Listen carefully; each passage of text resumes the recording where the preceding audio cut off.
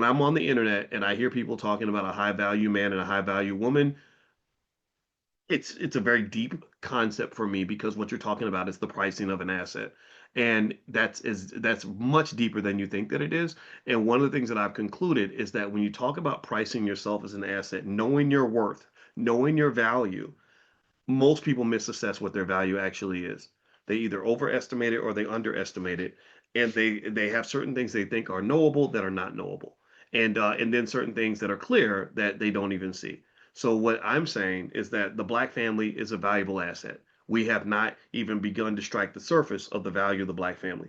You are a valuable asset. The reason these white folks want to hire you for these jobs is because you are so valuable. That's why they could literally put a slave on their list of assets and calculate the value of their slaves as part of their net worth and get a mortgage based on they can borrow against your value because you were so valuable to so many other people. So the other part of valuation in asset pricing is the ability to even understand and see the value of something. If you don't see the value, if you don't see your worth, then the worth pretty much kind of doesn't exist because you're not utilizing that value, right? Like when you have that free time, you have that intellect, you have that culture, you have so many things that make you valuable and precious, and you live in a world where black people are significantly undervalued by other people. And this is one of the reasons why I think it's so important that we educate our own kids is to teach them to see their worth, to understand that your culture, your community, your family has value. And if you want to talk about what wealth means is it's going where the assets are. So price your assets properly, protect them, and go where the money's at. That's important. And part of the reason a lot of people stay poor is because they're running in the opposite direction of where the money is.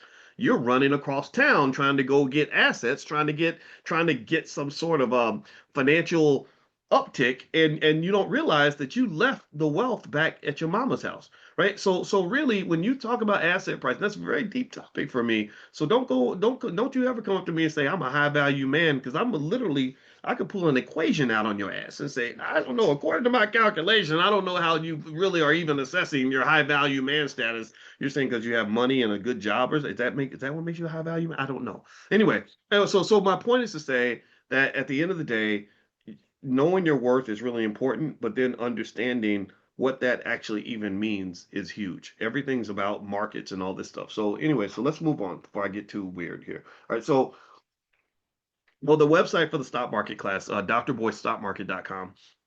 That's the URL. And also we have a program for kids, Black Millionaires of Tomorrow, blackmillionairesoftomorrow.com. So feel free to go to blackmillionairesoftomorrow.com if you want to educate your kids in the Black Business School. All right, so here is the video that I wanted to show you, and I don't know who this young lady is, and I hope she doesn't get mortified that I'm talking about her on in this class. But she seems super smart, and she was talking about this conference called Afrotech.